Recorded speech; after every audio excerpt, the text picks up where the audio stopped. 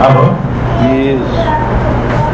Então, havia ali um homem chamado Zaqueu, chefe dos publicanos. Publicanos eram os cobradores de impostos, e muito rico, o qual, desejoso de ver a Jesus para conhecê-lo, não conseguia devido à multidão, por ele ser baixinho. Por isso, correu à frente da multidão e subiu a uma árvore para ver, porquanto ele tinha de passar por ali. Então Jesus estava no meio de uma multidão, passando. Zaqueu, que é esse homem rico, ele era baixinho, não conseguia ver Jesus. Então ele fez o que ele podia, ele subiu numa árvore. Chegando a esse lugar, Jesus, quando passou em frente à árvore, dirigiu para o alto o olhar e, vendo, disse-lhe: Zaqueu, desce rápido, porque preciso me hospedar hoje em tua casa. Zaqueu desceu imediatamente e o recebeu jubiloso. Vendo isso, todos murmuraram: ele foi se hospedar em casa de um homem de má vida. Entretanto, Zaqueu, pondo-se diante do Senhor, lhe disse: Senhor, dou a metade dos meus bens aos pobres, dou metade dos meus bens aos pobres, e se causei dano a alguém, seja no que for, indenizo-o com quatro tantos. Ao que Jesus lhe disse: esta casa recebeu hoje a salvação, porque também este é filho de Abraão, visto que o Filho do Homem veio para procurar e salvar o que estava perdido. Zaqueu simboliza o homem vencedor do mundo, o homem rico e poderoso, o homem que muitas vezes, para chegar aonde chegou, pisou nos outros, foi indiferente à dor dos outros. É o homem baixo. Todo esse episódio, ele narra um simbolismo muito bonito. Quem é esse homem? É um homem baixo. É um homem que não tem altura para ver Jesus. Então, como ele não tem altura para ver Jesus, ele usa meios artificiais e parece estar alto. Mas, para encontrar Jesus, para se encontrar com Jesus, o que ele tem que fazer? O que Jesus pede para ele? Desce da árvore.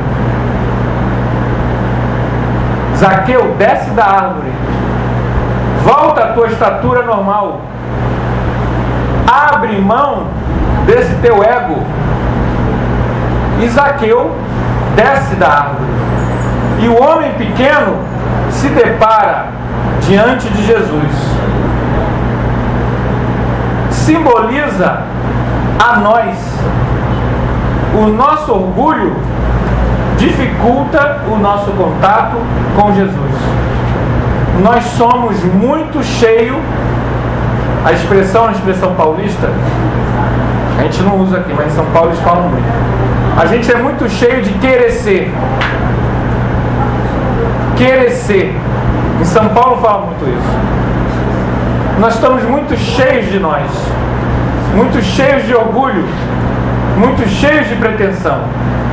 E esse orgulho dificulta o nosso contato com Cristo. O contato com Cristo é o contato com os seres espirituais superiores. O nosso orgulho nos diz o seguinte: eu preciso revidar. Você sabe com quem está falando? Quem é ele para falar isso de mim? A gente quer aparecer, sem colocar a melancia em cima da cabeça. E aí tenta aparecer, tenta se mostrar, tenta impor de alguma forma. É pela aparência física, cultivando o corpo físico, adorando o corpo físico, ou adorando objetos, é a casa, é a ostentação, ostentar o que faz no Facebook, através do carro. A gente vive querer ser, querer se mostrar, querer aparecer, enchendo o nosso ego de fantasia e ilusão. O nosso problema é aquele problema que a gente já falou aqui várias vezes. Nós vamos morrer um dia. Nós vamos desencarnar. Esse corpo físico, ele morre. E fica apenas o perfume do que nós cultivamos. Se nós cultivamos o perfume da alma. Porque a nossa alma, ela é imortal. Ela nunca vai ser destruída. No entanto, quando nós estamos encarnados, nossa missão é perfumar a vida com os bons sentimentos. Só que o orgulho, ele cria o tormento. O orgulho cria a possessividade, a posse. O Brasil é conhecido lá fora de uma forma muito negativa. Vocês sabiam disso?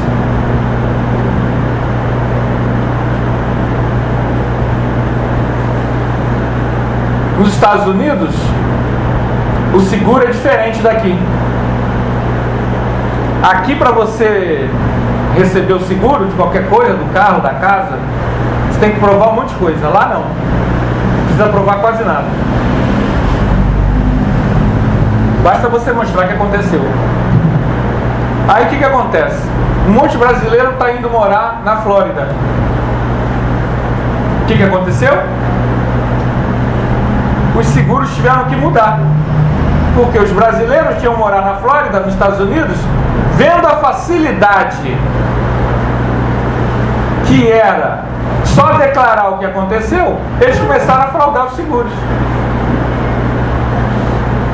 E aí um conhecido disse que ia sair dali, porque já estava cheio de brasileiro, e os brasileiros estavam começando a fraudar os seguros. No Japão, as pessoas, parece incrível, não fecham a porta. A porta fica aberta, encostada. Por que, gente? Digam lá vocês. Por que no Japão ninguém se preocupa em trancar a porta? Aqui a gente tem que botar a porta, bota cadeado, tranca, às vezes 3, cachorro, bota vidro, mais pobre bota vidro no muro, mais rico bota aquele negócio elétrico, né? Por quê? Nossa janela tem que ter grade. Ai do centro que não tiver grade na janela. Por quê? Digam lá vocês. E por que no Japão a porta fica aberta? Não tem problema. Só que eles tiveram que mudar isso. Por quê? Adivinha? Começou a ir brasileiro para lá pro Japão. Não todos, gente. Mas muitos brasileiros, quando fez, ele não fechou a porta não, hein? Brasileiro é esperto, né? Eles começaram a ter brasileiro preso, mostrando a reportagem. Um monte de brasileiro preso porque começou a furtar. Eles iam lá para trabalhar, para ganhar vida, mas vendo a facilidade. Isso é triste. É a querer ficar rico às custas do outro. É querer usufruir dos benefícios alheios. É não valorizar a dedicação e o trabalho. Valorizar a facilidade. O publicano Zaqueu era uma pessoa que ficou rica servindo ao inimigo. O reino da Judéia, nessa época, era dominado pelo Império Romano. E eles escolhiam pessoas para serem os cobradores de impostos, pessoas do próprio povo. E o cobrador ganhava uma porcentagem do que cobrava. Ele ficava bem, mas era odiado pelo seu próprio povo. Por isso que quando Jesus fala com ele, todo mundo fica, né? No disse-me-disse. Ia lá com quem Jesus está falando? Aquela coisa do murmúrio. Vocês não fazem isso não, né? Mas eles antigamente faziam isso. Não, ia lá com quem ele está falando. Nossa. Zaqueu, ao descer da árvore, se encontra com Jesus. E quando Zaqueu se encontra com Jesus, Zaqueu se modifica. Quando nós encontramos a verdade, o impacto desse encontro muda a nossa mente. Mas se não há uma mudança, é porque nós não tivemos esse encontro. Ainda que estudemos, falemos, façamos palestra, demos passo, mas se não há uma mudança, ou pelo menos uma reflexão, puxa vida, eu preciso mudar, é que nós não encontramos com essa verdade. Nós precisamos, antes de desencarnar, lidar com o nosso orgulho.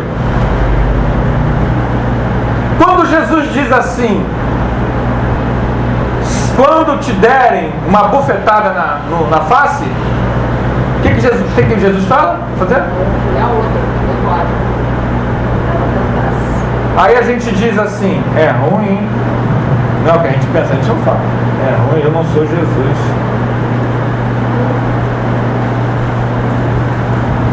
Quando alguém nos dá uma bufetada, ele não nos fere. Ele fere o nosso orgulho. E dói. Dói porque dói lá dentro do nosso orgulho. Essa bufetada pode ser física, pode ser uma bufetada com palavras. Pode ser que a bufetada seja apenas a pessoa. A gente acha que a pessoa está querendo nos pisar. A gente acha que a pessoa está querendo se mostrar. A gente acha que a pessoa é arrogante, agressiva, metida. É o nosso orgulho. E aí a gente revida. Muitas vezes o revide não é na cara. O revide é com a outra pessoa. Você viu aquela pessoa? Como é que ela é metida? Ela é metida. Você viu ela falando? A gente está dando a bufetada, revidando a bufetada. Mas digamos que seja só a nossa imaginação. Ah, não, vocês espíritas são tudo assim.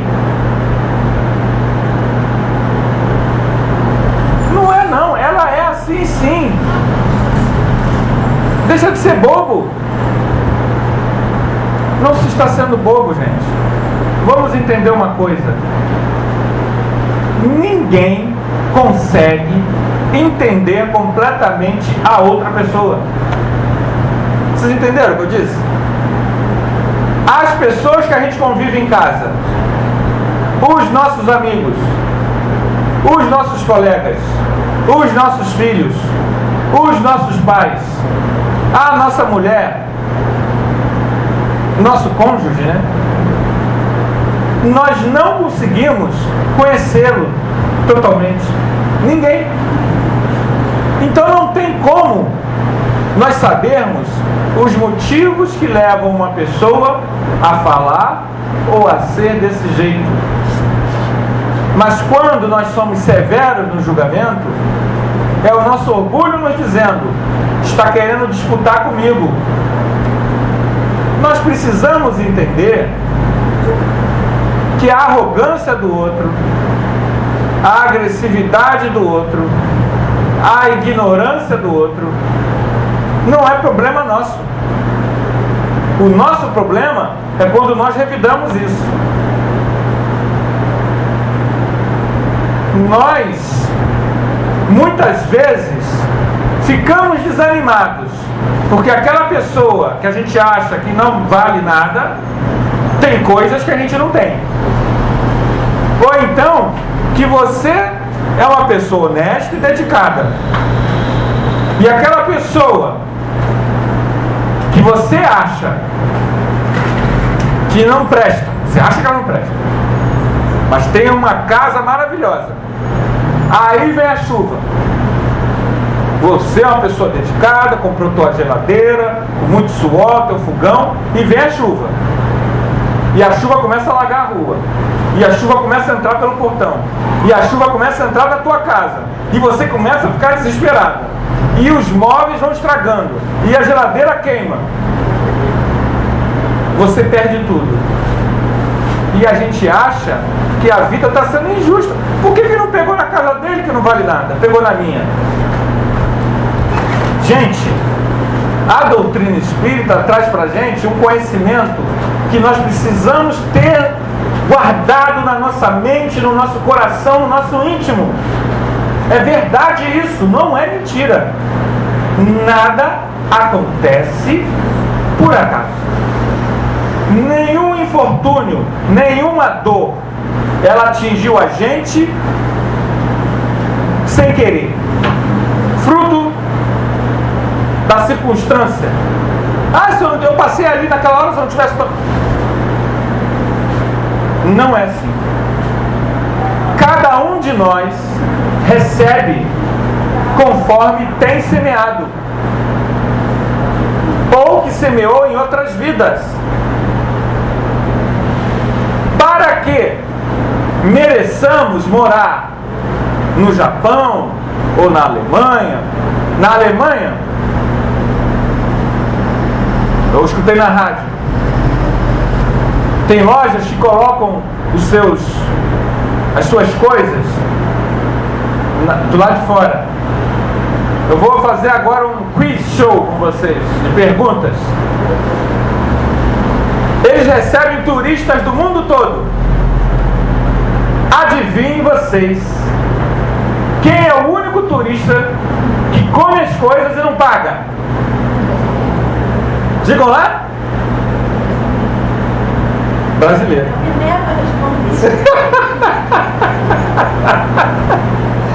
É uma vergonha, mas somos querer tirar vantagem em tudo. E quando a gente vê o outro tendo mais vantagem do que a gente, vem a inveja, vem o orgulho, vem a agressividade.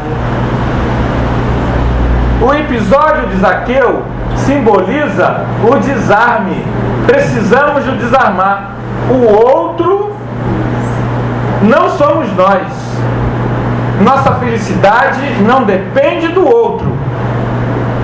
Nossa felicidade depende do que nós cultivamos aqui dentro. O orgulho, ele tira de nós a simplicidade, a forma de viver simples, desapegada, que leva ao equilíbrio. Toda a ansiedade, a insônia, a inquietação, o nervosismo não vai ser resolvido com Lexotan, com Passiflora. Nós precisamos mudar nossa forma de ver. O orgulho, enquanto ele estiver entranhado na nossa alma, e está, acreditem que está, não se iludam. O orgulho, enquanto ele dominar a nós teremos ansiedade, inquietação, raiva, depressão, inveja, despeito, desequilíbrio, falta de fé. Porque o orgulho só serve para isso. Quanto à simplicidade, quando nós começarmos a entender que a experiência na Terra, ela é justamente para isso, para que nós exercitemos o nosso esforço pessoal. Na Ásia, há locais que de quando em quando há enchentes. E muitas vezes essas pessoas sabem que vão perder muita coisa, porque a enchente quando vem, e eles renovam. Não ficam desesperados achando que foram injustiçados pela vida, por Deus. Eles simplesmente renovam. Nós temos dificuldade quando a mudança vem. A doutrina espírita diz pra gente: ama teu próximo, a gente não ama. Ama teu próximo, a gente não ama. Só que a gente renasce para crescer. Se você não cresce amando o teu próximo, se não for pelo amor, será por onde? Pela dor. Quando a dor vem, a gente quer. Eu não quero, vocês querem? Ninguém quer dor. Mas o nosso problema é que nós somos egoístas, apegados, indiferentes. Adoramos receber presentes, adoramos um elogio, adoramos que lembrem do nosso aniversário, mas a gente esquece do aniversário do outro. Nunca temos dinheiro para dar um presente. Não prestamos atenção ao que o outro está falando. Não queremos saber das fotos do outro. Nós só queremos viver a nossa vida. Essa vida egoísta e orgulhosa, ela traz dor. Ela atrai dor. Quanto mais orgulhoso nós somos, pela lei de afinidade, a gente vai trabalhar em lugar que todo mundo é orgulhoso. A gente vai encontrar relacionamentos em que o orgulho, o egoísmo, a indiferença vão dominar. É a lei da afinidade. A gente não quer ser infeliz, mas cultivando no nosso coração a indiferença. Nós fazemos um trabalho assistencial num lugar assim. Eu não tenho tempo. O local assim precisa de ajuda. Eu não tenho nem para mim. Quanto mais indiferentes nós somos à dor do outro, mais nós ficamos na energia do orgulho. E essa energia do orgulho, uma vez nos envolvendo, ela atrai afins iguais. E aí, isso só é o caminho da infelicidade. Por isso, Zaqueu muda. Zaqueu, ao se deparar com um ser verdadeiramente espiritualizado, Zaqueu percebe que aquilo que ele valorizava não tem tanto valor assim. A maioria de nós só vai perceber isso quando estiver prestes a desencarnar. Aí a gente se arrepende, aí a gente chora, aí a gente promete. Mas vejam bem, a vida nos foi dada para crescer. O tempo que nos foi dado foi o tempo correto para que nós pudéssemos exercitar o desapego. Talvez ainda tenhamos dificuldade em dar a outra face. Não é fácil, mas temos que exercitar, porque disso depende a nossa felicidade. Não seremos felizes egoístas, não seremos felizes arrogantes, não seremos felizes impondo a nossa cabeça, a nossa ideia, os nossos achismos a todos. Quanto mais nós somos arrogantes, orgulhosos, mais demonstramos que estamos doentes. Precisamos entender que cada ser humano tem uma divindade dentro de si. O reino de Deus está dentro de cada um de nós. Então não adianta eu disputar com ninguém nada. Porque o que eu preciso está dentro de mim. É o reino de Deus. E como é que eu descubro isso? Irradiando para o mundo sentimentos bons. Bondade, ternura, respeito, compaixão, solidariedade, caridade, amparo, enchendo a nossa vida com isso, enchendo os nossos caminhos com sorriso e não crítica, com amparo e não azedume, não só a nossos filhos, a nossa mãe, a nosso pai, mas a todas as criaturas humanas e não humanas, homens, animais, plantas. A nossa energia muda. Começamos a atrair com isso outras coisas boas. E nossa vida muda.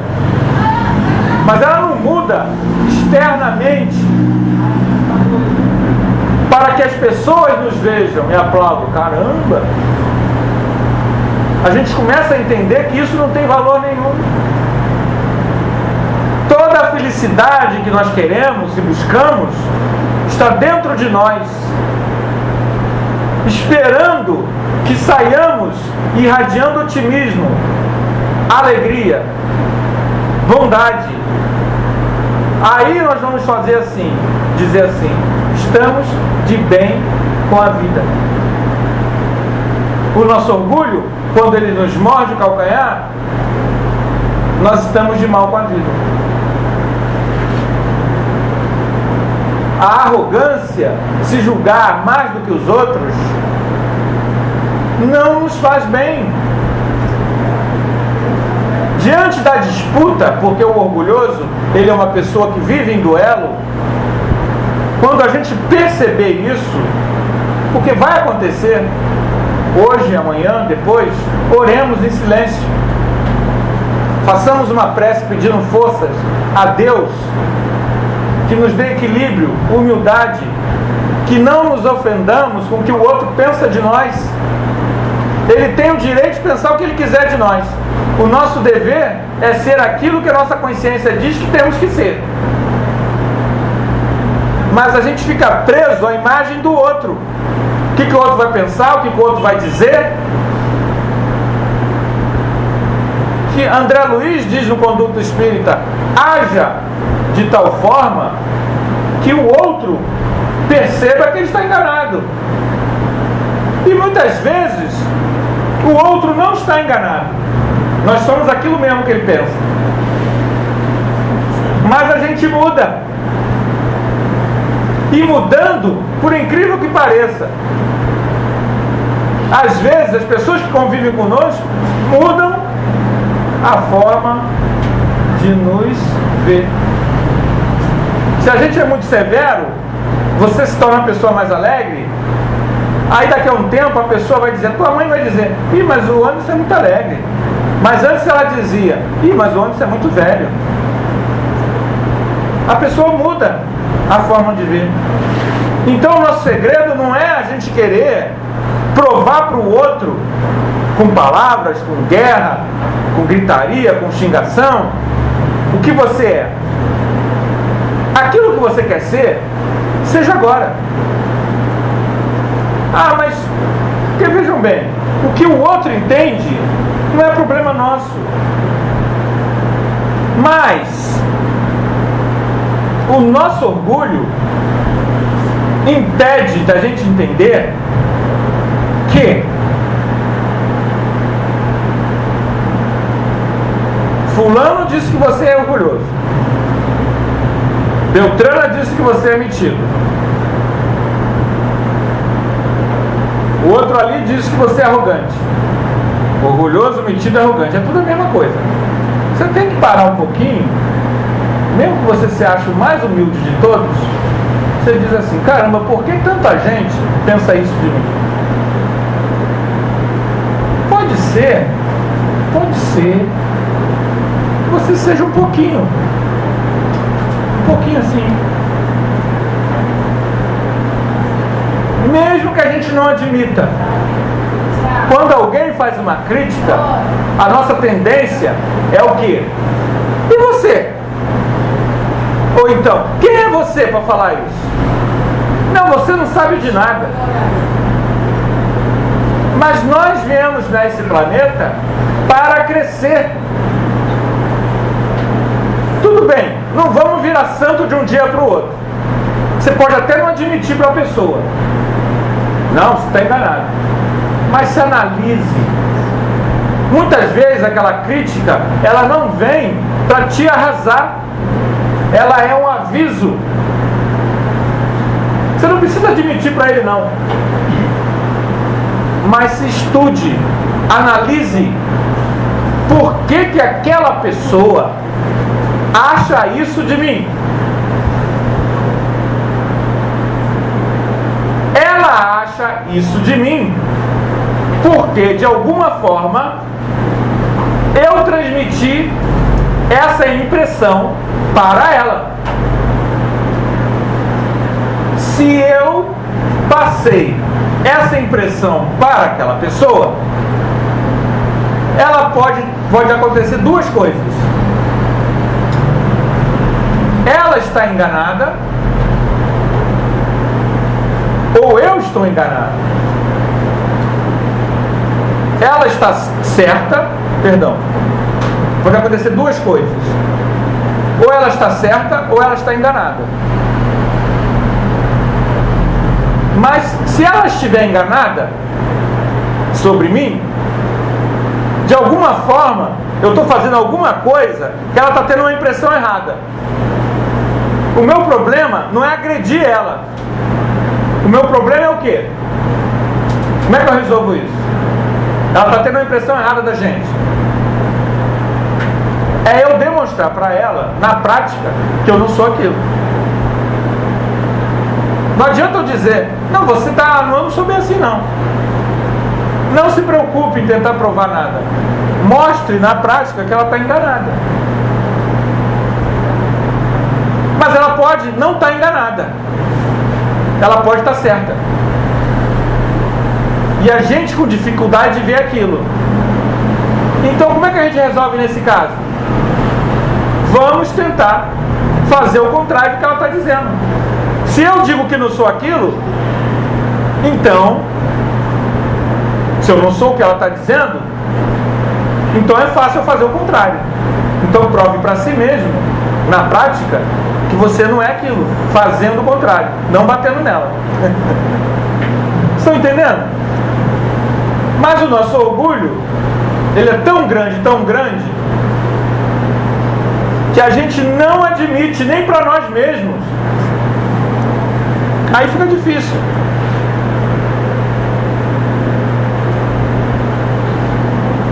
A gente não admite nem para nós mesmos.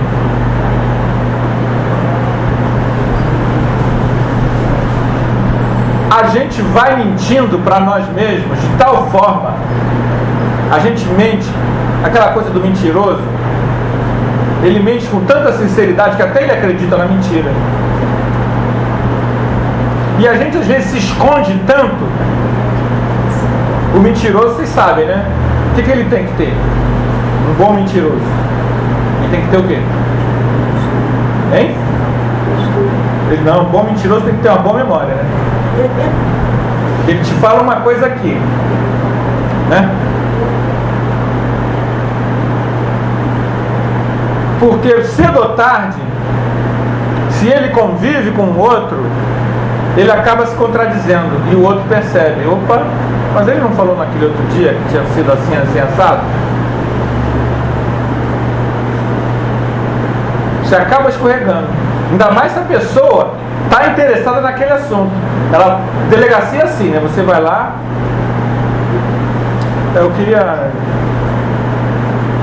roubar a minha bicicleta. Quem é você mesmo? Eles ficam repetindo. O que eles estão querendo? Saber quem é você, se você se contradiz. É assim que eles fazem interrogatório. O interrogatório é cansativo. Às vezes ficam 10 horas repetindo as mesmas coisas. Por quê? Quando é verdade, tem outra história? Não. Eu saí de casa, eram 7h45, peguei o carro, vim aqui, atravessei o viaduto, cheguei aqui, 7:55. Não tem outra história. Mas não, porque eu encontrei uma pessoa. Não, mas aqui eu... Não, mas porque tinha uma blitz. A história está mudando. A pessoa não tem boa memória. Daqui a 10 dias a pessoa diz, não, porque eu encontrei com a minha tia. Gente, não é melhor a gente viver com autenticidade do que ficar preso a ter uma boa memória? E se você não tem uma boa memória, então, que problema. O nosso problema é que a gente mente tanto para nós mesmos. Em psicologia tem um nome para isso. Chama-se auto-engano. A própria pessoa se engana.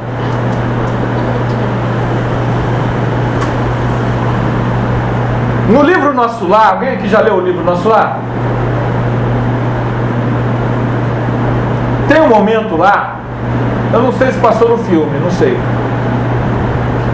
em que André Luiz está vendo os muros de Nosso Lar e tem uma mulher do outro lado da cerca. E aí ela pede pelo amor de Deus para entrar, porque ela tinha sido caridosa. E aí o mentor que está com ele diz que tem uns pontos pretos em cima da cabeça dela. Aí ele chama uma irmã mais evoluída, ela vem. Não são pontos pretos, são fetos. Fetos de abortos que ela era aborteira. Então, não é que os fetos estivessem ali, mas aquela forma, pensamento, aquela energia, aquela memória do que ela fez estava ali. E aquilo impedia ela de entrar em Nosso Lar. E aí eles chegaram perto do muro, da cerca, e perguntaram, minha irmã, aqui sois? Eu fui uma mulher caridosa. Eu fiz o bem a muitas mulheres na vida. Ela não aceitava a ideia, não admitia a ideia de que o que ela tinha sido, o que ela fez, era errado. Ela entrou em Nosso Lar? Não. Ela continuou nas zonas inferiores. Quando a gente está num nível de auto-engano muito grande, quando a gente desencarna, o nosso destino é umbral. O umbral vai ser aquele momento em que a gente vai ter que mudar, se purificar, se purgar de todos os enganos que a gente se encheu na vida, para poder galgar e ir para um local melhor, uma cidade espiritual de luz. É o que acontece com André Luiz. André Luiz fica 8 anos no umbral. Quando é que André Luiz desperta? Vocês sabem? Digam lá vocês. Quando ele para de se justificar, justificar a vida dele, e começa a reconhecer quem ele foi.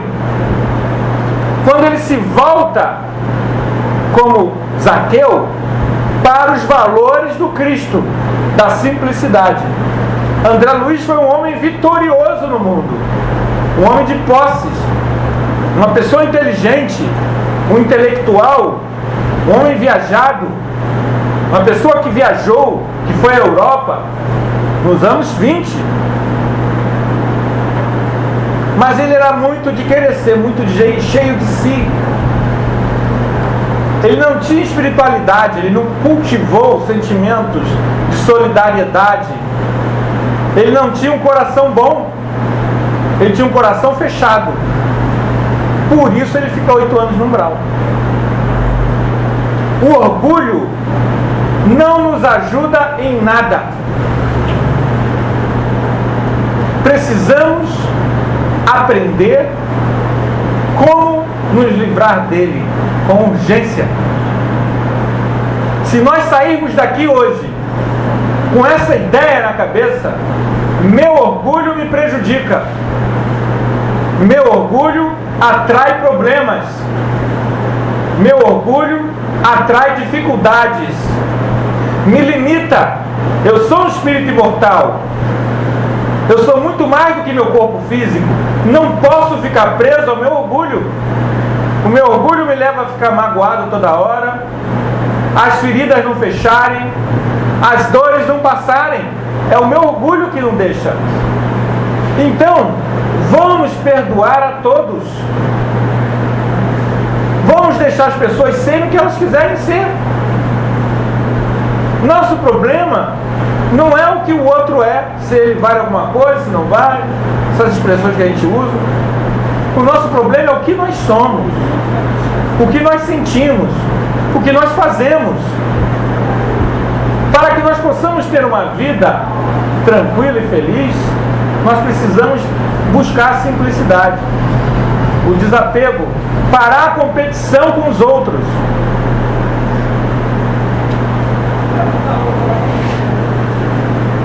Amanhã, eu não sou profeta não, mas quem quiser, veja se eu estou mentindo. Amanhã,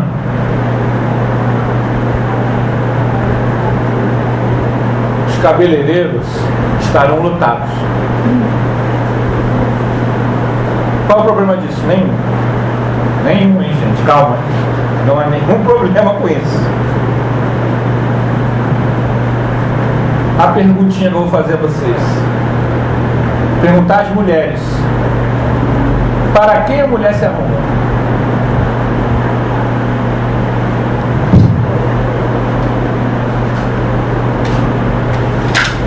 Para quem a mulher se arruma? Como é que é o seu nome? Leda. Para quem a mulher se arruma? Hein? Para outra mulher. O marido nem repara. O marido, o namorado nem repara. Tem uns que reparam, mas a maioria não. Agora a colega repara. Mesmo que tenha feito com o marido, maridinho, tudo bem, vamos me aprontar com o maridinho, carnaval. Mas ele às vezes nem vê. Se você não parar, você não viu meu cabelo que eu cortei, não sei o que, o batom, a unha. Mas a amiga repara. Ih, o que houve hoje, gente? Isso aqui. Gente, não há nenhum problema do cabeleireiro estar cheio. Até estava falando com uma amiga minha ontem, hoje. Eu sou professor, né? Falei, olha só, cabeleireiro ganha 10, 20 vezes mais que professor. Então a profissão hoje está cheia, você passa cheio de mulher. O problema não é isso. O que a gente precisa entender é o seguinte: o ideal é o que a dona Leda falou, que nós nos embelezemos para o marido, que é a pessoa que você convive e tudo mais. Mas o problema é a nossa disputa com o outro. Quando a gente entra numa guerra, uma ditadura, não quis rachar o negócio, mas ali, está lá dentro no negócio fazendo não sei o quê. Não precisamos disso.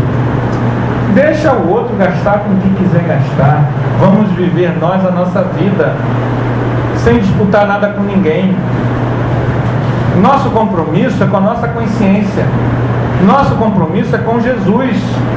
Nós precisamos entender que nós não seremos unanimidade, que não seremos aplaudidos, mas nós temos um compromisso com o nosso coração, com o que a gente sente pelo outro, com o que a gente cultiva no outro. Quem é o outro? O outro é aquele que está fora da gente. Como eu me relaciono com esse outro? Qual é o sentimento que eu tenho que ter para com todas as pessoas? Jesus, quando veio à Terra, ele veio trazer essa mensagem de libertação das nossas consciências, através de sentimento bom. Ele não veio trazer método de santidade. Jesus não veio formar nenhum santo, não. Isso é invenção dos homens. Nenhum santo é santo. Todo mundo teve dificuldade.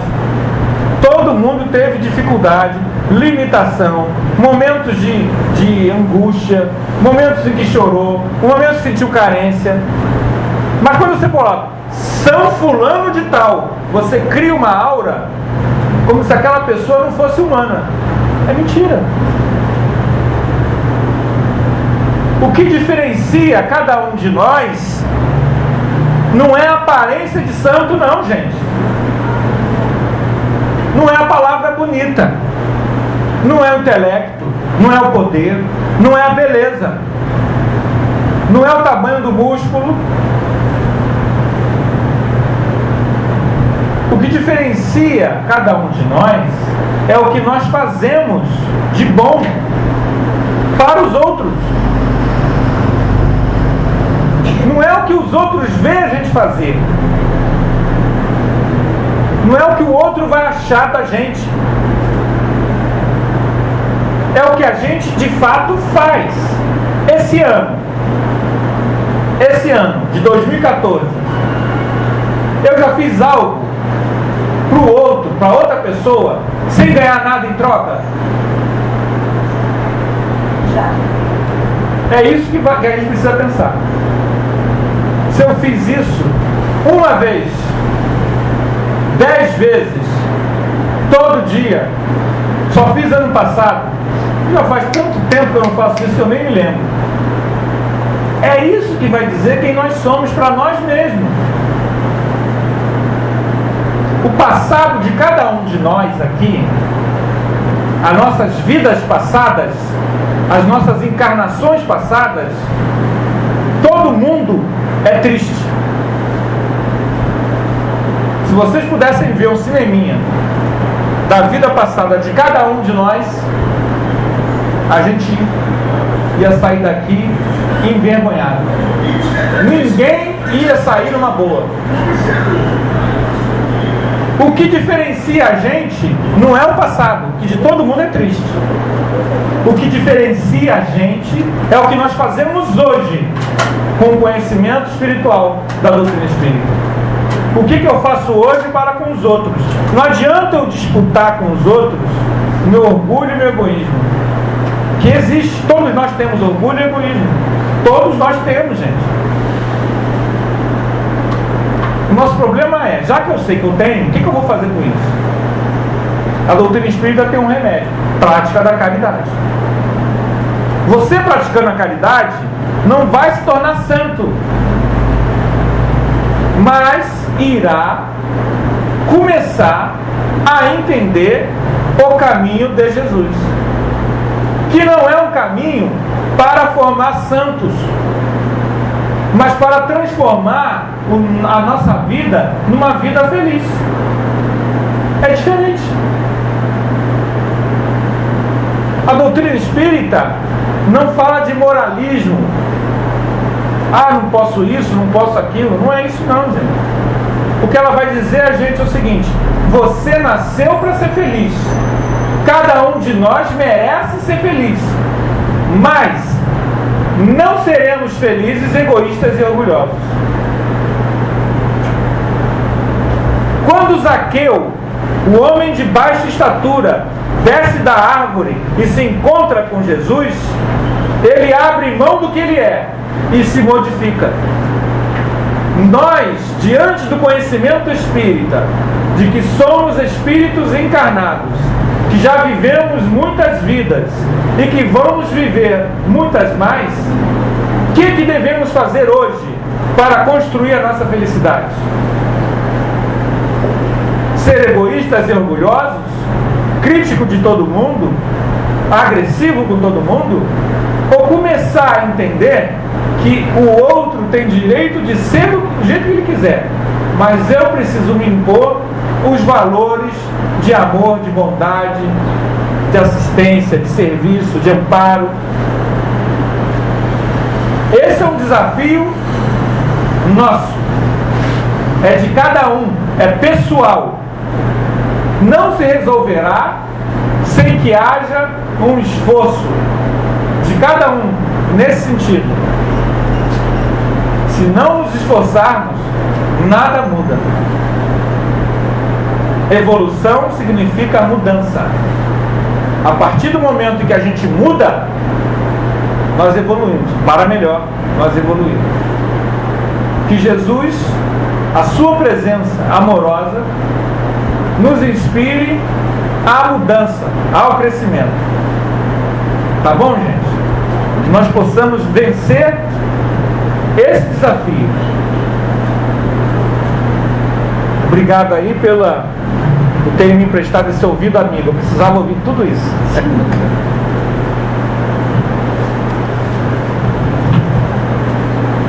Então vamos elevar a Deus o nosso pensamento, na certeza de que Jesus, o nosso divino amigo, ouvirá as nossas rogativas e as encaminhará ao nosso Pai Celestial.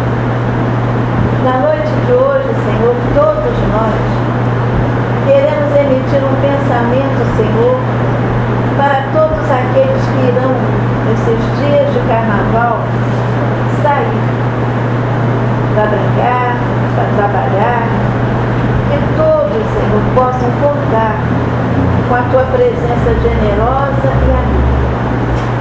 Como nosso companheiro falou, a doutrina espírita não nos proíbe de nada, mas apenas nos alerta sobre o que podemos e o que devemos fazer em nosso próprio benefício.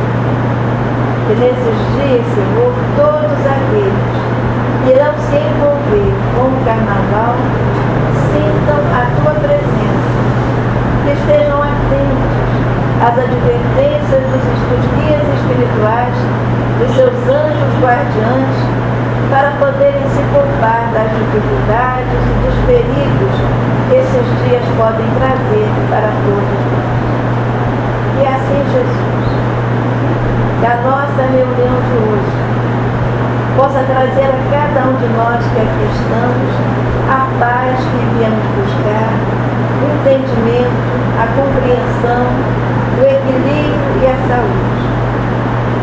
Acompanha, Senhor, os nossos pensamentos e vá até os nossos lares, envolvendo aqueles que lá ficaram.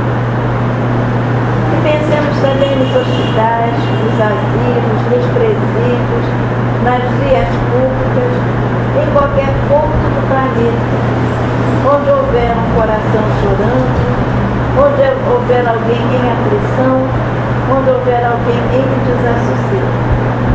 Para todos eles, a nossa mensagem de amor, de esperança e de paz, envolvendo também nas nossas vibrações todos os nossos irmãos desencarnados, nossos entes queridos, nossos amigos, familiares, aqueles que passam agora pelos nossos pensamentos, e de um modo especial, Senhor, para os nossos irmãos suicidas, que, como nós sabemos, são aqueles que mais sofrem no plano espiritual pelo descumprimento e pelo desrespeito às leis de Deus.